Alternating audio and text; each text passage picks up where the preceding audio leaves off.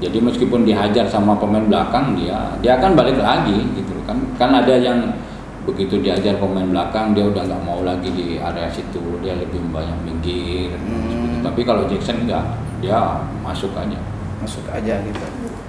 Kalau yang terbaik itu buat saya sih ada dua.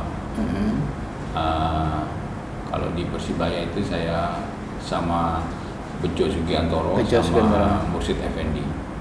Siapa yang deket di bola di sana? Pemain yang bola deket di sana yang masih jauh itu.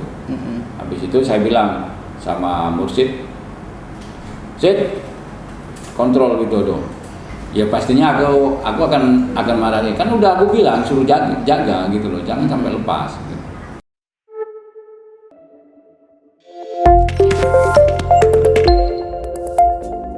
Dari sekian striker di Indonesia itu yang sering bobol bolanya gawangnya Coach Hendro itu siapa? Kalau asing itu waktu itu Coach Jackson ya. Jackson Jago itu paling sering. Paling jago membobol gawangnya Coach Hendro. Ya di saat saya main di Mitra. Dia di Persibaya. Di Persibaya juga. Tapi kalau saya pindah Persibaya, beliaunya masih di situ. Jadi pernah satu tim juga. Enggak, maksudnya Coach Hendro di Mitra, Jackson di Persibaya. Jackson di Petro. Waktu itu juga sering bobol gawangnya Coach Hendro. Itu kalau asing ya. Itu kenapa Coach Jackson memang Peter mau? Ya dia salah satu striker yang kalau bilang ya, dia nggak ada takutnya, dia main bolanya ngotot, dia nggak mau kalah seperti itu.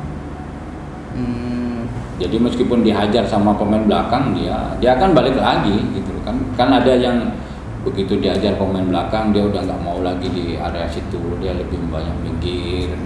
Tapi kalau Jackson enggak, dia masuk aja gitu. Itu yang kalau asik. Kalau Indonesia? Kalau Indonesia sih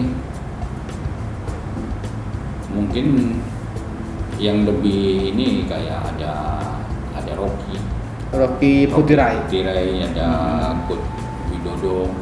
Coach Widodo kalau Coach Widodo beda sama Rocky. Rocky itu hampir sama seperti Coach Jackson. Dia main masuk aja, tapi kalau Coach Widodo dia lebih cerdik.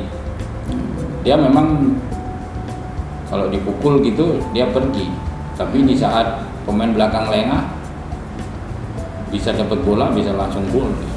Gitu. Oke, yang sering bobol gawang. Nah, sekarang yang menjadi mitra terbaik, teman terbaik bertanding di barisan belakang, di back itu siapa?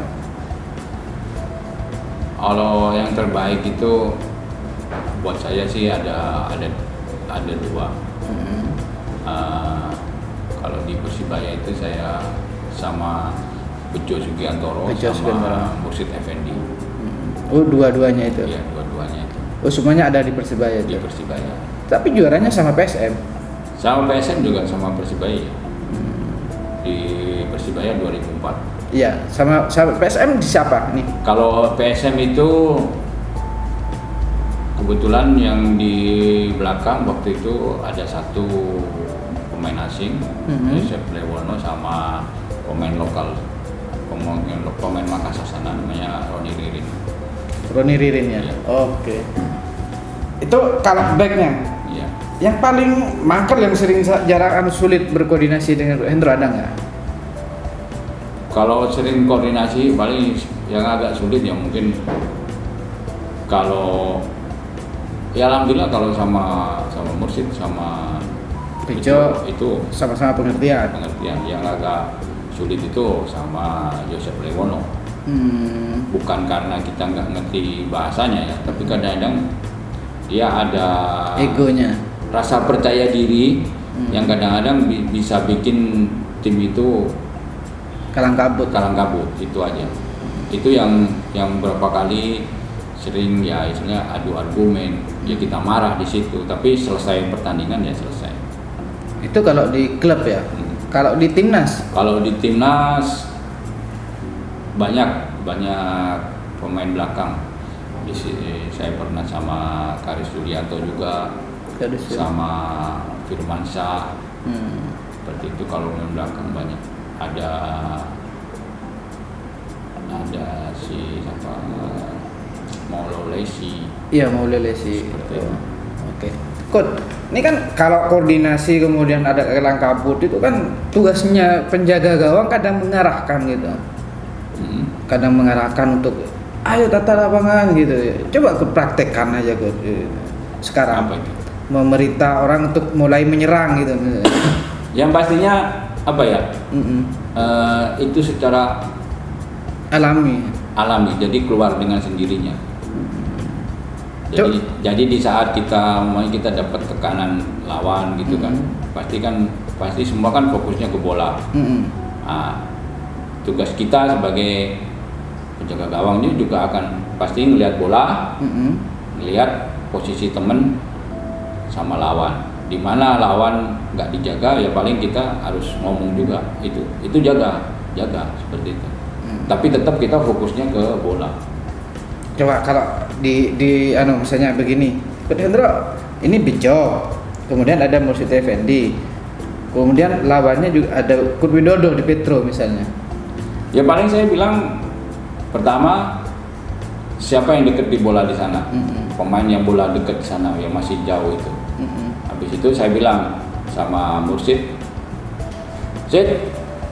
kontrol Widodo. Seperti itu. Tapi dalam artian saya nggak harus menghadap ke orangnya, tapi saya dengan mata jauh istilahnya seperti itu kan. Jadi tapi tetap fokusnya ke bola. Paling begitu udah jalan, kontrol Widodo. Jadi Mursyid kontrol Widodo. Ya. Nah sekarang kalau misalnya Kurt Widodo lolos apa semuanya, gimana nih cara marahnya nih ke Mursyid Effendi atau Bejo? Dan kemudian dia berhasil melakukan tendangan yang hampir menjadi gol. Ya pastinya aku akan marahin. Kan udah aku bilang suruh jaga gitu loh, jangan sampai lepas. Gitu. Tapi ya itu tadi setiap pemain, terutama pemain depan kan punya cara tersendiri untuk ngelepas itu.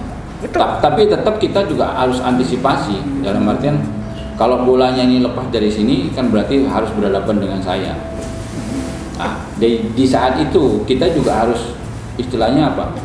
Kita udah ngasih instruksi sama teman, tapi tetap bocor juga. Istilahnya kan teman ini juga ada miss-nya. Di saat teman miss, ya kita sebagai ini harus nutupi juga. Caranya ya kita harus kerja untuk ngeblok serangan itu. Baru setelah itu kita mau marah, mau ngomong dia kurang bener apa segala macam itu belakangan. Tapi yang terpenting gimana caranya kelemahannya teman segera kita bisa tutupi. Oke, kalau sudah selesai ditutupi, kemudian itu ada video tuh, gitu. Itu dia membiarkan nggak? Kalau yang itu ya normal ya, maksudnya normal, ya? buat saya normal. Kenapa saya harus bilang seperti itu? Karena itu lingkungan. Iya, di lingkungan. Karena waktu itu saya di Persibaya, omongan yang seperti itu hampir setiap hari keluar gitu, maksudnya dalam umum gitu ya, jangankan nggak hanya bukan hanya orang dewasa, kadang anak SMP aja pun sudah biasa. Sudah biasa. Ya, itu kan biasa berarti gitu. Itu berarti ke Mursyid Effendi atau kemudian ke Bejo. Ya semua sama. Saya juga nggak akan lihat ke Mursyid atau ke Bejo, tapi siapa yang salah di situ ya pasti akan kalau sudah selesai ya, kameranya aman pasti gitu. Ya, tapi mereka ini terlepas dari itu kan mereka kayaknya sudah haji ada yang sebagian gitu kan, nggak marah nggak ya mereka? Ya pasti dia. Kalau saya sih selesai pertandingan pasti saya minta maaf. Mungkin dengan kata itu mungkin ada yang nggak terima, tapi alhamdulillah semua teman mereka ketawa-ketawa. Ya habis itu ya udah selesai. Ya karena itu apa istilahnya, kita juga saling motivasi, ngingetin. Karena di saat menit-menit lawan seperti itu kadang-kadang buat pemain belakang kan lupa agak hilang konsentrasi seperti itu. Oke. Ini berarti sudah biasa artinya kalau kiper marah-marah ke Ya sudah biasa. Biasa ya. Oke, itu dipraktekkan juga saat melatih misalnya. Kamu nggak apa-apa ini marahi baik apa semuanya gitu. Kalau saya sih selama berkarir di pelatih, saya tetap akan bilang ke penjaga gawang, nggak apa-apa kamu marah. Dan mengingatkan mereka. Dan marahnya pun bukan marah karena ini, tapi marahnya itu mengingatkan. Mungkin mengingatkan dengan nada tinggi seperti itulah. Iya. Seperti itu. Oh berarti, ya memang memang harus menggunakan nada tinggi. Gitu. Karena kalau kita penjaga gawang ngomongnya nggak pakai nada tinggi, apalagi kan di dalam stadion supporter banyak. Kadang-kadang kita ngomong 2 meter aja, kalau supporter banyak kadang-kadang masih nggak kedengeran. Oke. Terus kalau sekarang ada video-video yang bersebaran waktu Coach Hendro misalnya marahi kemudian kalau melihat video itu, Coach Hendro ketawa atau gimana gitu? Yo pasti ketawa saya pasti tertawa gitu. Ya karena apa ya? Ya itu dinamika lapangan. Di lapangan saat saya di lapangan ya seperti itu. Tapi di luar lapangan ya kita teman. Di luar lapangan teman ini orang baik nih Coach Hendro. Oke. Dan lepas dari itu kita lepas dulu nih perbincangan sepak bola nih, karena kita soal perjalanan karirnya Coach Hendro misalnya sampai ke pelatih timnas kemana namanya, kita harus break dulu ke mungkin pertemuan berikutnya. Cuman satu ini Coach yang kita warga Madura itu pengen tahu bener nggak Coach Hendro fasih berbahasa Madura gitu? Ya alhamdulillah bisa lah. Bisa. Wah, ada keturunan darah Madura atau karena berada di lingkungan orang-orang Madura? Kalau keturunan nggak ada. Cuma ada. Saya besar di lingkungan Madura. Jadi keluar rumah itu ketemunya sama orang Madura. Bermain sama anak-anak orang Madura seperti itu. Itu bahasa keseharian engki punten atau biasa aja misalnya? Alhamdulillah saya bisa, untuk orang yang lebih tua saya bisa pakai bahasa halus. Kalau sama keseharian juga bisa. Serius tak coba? Ya kurang lebih seperti itulah. Tapi kalau untuk yang lain-lainnya mungkin banyak yang ini. Berarti sampean ke kantor mari ATR gitu. Sampon. Nah, itu jawabannya pakai bahasa Jawa. Sampon. Sampon. Oke. Coba Coach, siapa saya Coach Hendro tanya saya dengan bahasa Madura. Kaku ya, karena nggak alami. Iya, nggak alami. Tapi kalau apa ya? Saya ya karena dari awal mungkin pembicaraan pakai bahasa Indonesia, tapi saya itu kadang-kadang otomatis kalau ya. Lawan ngomongnya itu dari logatnya bahasa Madura, mungkin saya langsung ngomong bahasa Madura. Karena di apa ya? Di kampung saya itu, jadi semua alumni yang keluaran dari kampung saya di perkebunan saya itu, setiap ketemu kita nggak boleh ngomong bahasa lain selain bahasa Madura seperti itu. Jadi kalau saya ketemu teman saya yang yang traveling, ya saya pasti langsung ngomong Madura. Minum kopi Coach? Mayu. Ayo coba ambilkan Hit. Kalah Hit. Kopi teh Coach? Minta kopi apa minta teh? Kopi bisa, teh bisa. Oh, ya itu. Ini kan. Pokoknya sisa lupa.